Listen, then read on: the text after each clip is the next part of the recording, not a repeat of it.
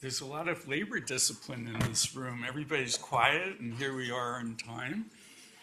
Good. We punched the clock in.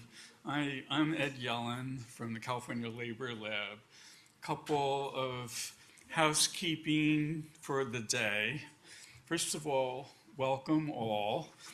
To those who are in the room, thank you for taking the time and effort to come to the UC Student and Policy Center. And for those of you online, thank you for attending our conference.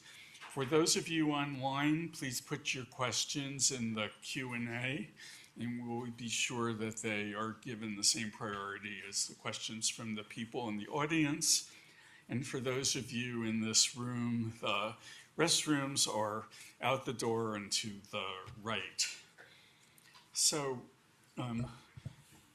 without further ado, I will start. Our conference is titled Work is Changing, Are Protections Keeping Up? And to get ahead of myself, we think they're not, and we're going to give you some of the reasons we think so throughout the day.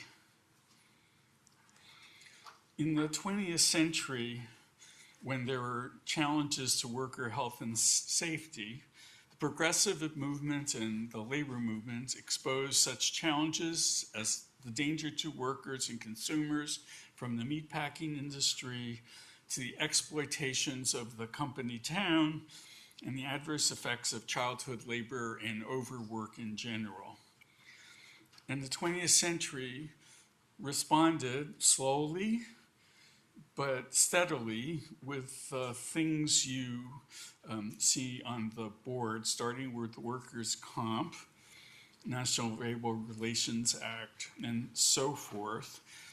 This is from a paper by our colleague Kristen Cummings from 2008. I would add to this the ACA, the Affordable Care Act, because it guaranteed for most workers that they could either get insurance through their workplace or through the networks. And I'm also not on this list as minimum wage legislation. So the background for our conference. Our California Labor Lab has documented ways that the labor market is changing and some of the impact of these changes on the health and well-being of the state's working age population.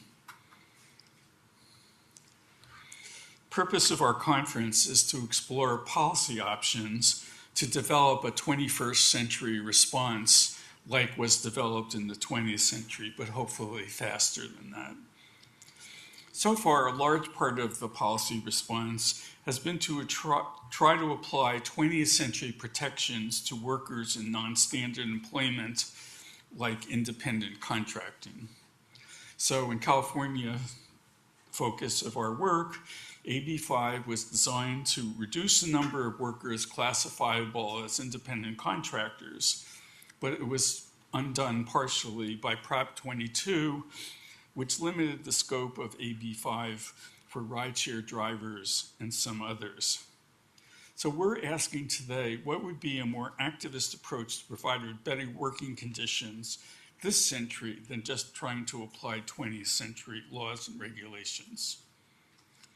The agenda for the day is simple. My introductory talk will be followed by a wonderful video from Lorena Gonzalez, the president of the California Labor Federation.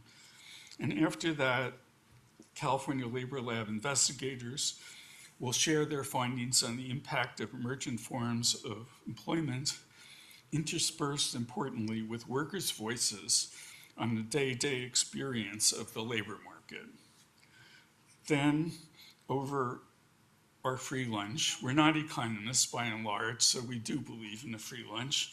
Secretary of the Labor Agency, Stuart Knox, will discuss state initiatives to improve worker well-being, a session moderated by Christine Baker, who's the director of the UC Student and Policy Center and a former member of the California State Assembly.